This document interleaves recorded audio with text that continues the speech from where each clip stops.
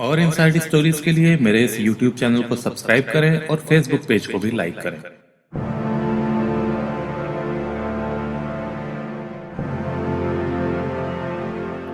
46 साल की शांति देवी अपने बेटे अनिल के साथ दिल्ली के विजय विहार फेज 2 में रहती थी, जो कि कुछ घरों में बतौर मेड काम करती थी।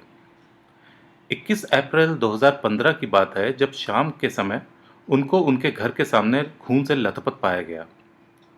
उनके सर को बड़े पत्थर से वार करने के बाद पेट को कई बार चाकुओं से गोदा गया था, जिससे उनकी तत्काल मृत्यु हो गई थी। डीसीपी विक्रमजीत सिंह का कहना था कि एक आई विटनेस ने श्याम नाम के आदमी को यह हत्या करते हुए अपनी आंखों से देखा था। हत्या के बाद श्याम फरार था और उसकी खोज के लिए पुलिस ने सर्च ऑपरेशन चला रखा था। श्याम को पकड़ने के लिए पुलिस ने खगड़िया और सिवान में छापे मारे थे, जो कि उसका होम टाउन था, मगर उसकी खोज नहीं कर पाए थे।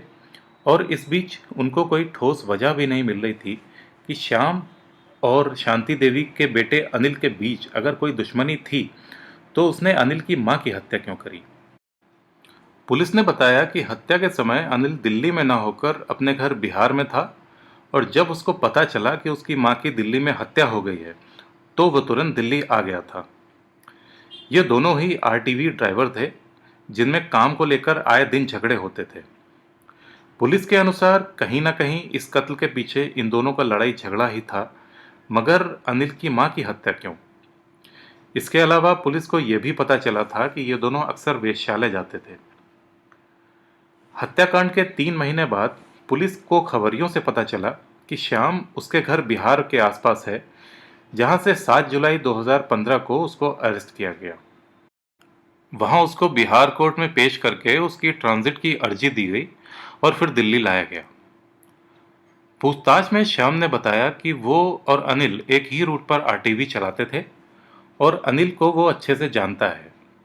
उसने बताया कि अप्रैल में उसकी किडनी में अचानक दर्द उठा था, जिसके बाद वो बाबा साहब अंबेडकर हॉस्पिटल में चेकअप कराने गया था, जहां पर उसके ब्लड टेस्ट होने के बाद पता चला कि वो एचआईवी पॉजिटिव है।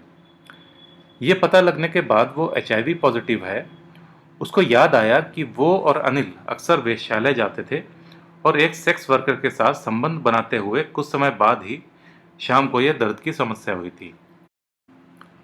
उसने आगे बताया कि जिस सेक्स वर्कर के साथ उसने संबंध बनाए थे, उसको अनिल ने ही उससे मिलवाया था, और ये अनिल की सोची समझी साजिश थी, जिसके चलते वो शाम को अपने धंधे के रास्ते से पूरी तरह से हटा देना चाहता था।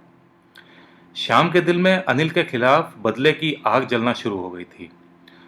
अनिल को जब ये पता चला कि श्याम उसकी खोज में है, तो वो अपने घर सिवान भाग गया, और श्याम आए दिन उसकी मां से ये पूछने आता था कि अनिल कहाँ है, मगर वो कुछ बताती नहीं थी। श्याम दिन पर दिन बौखलाता जा रहा था।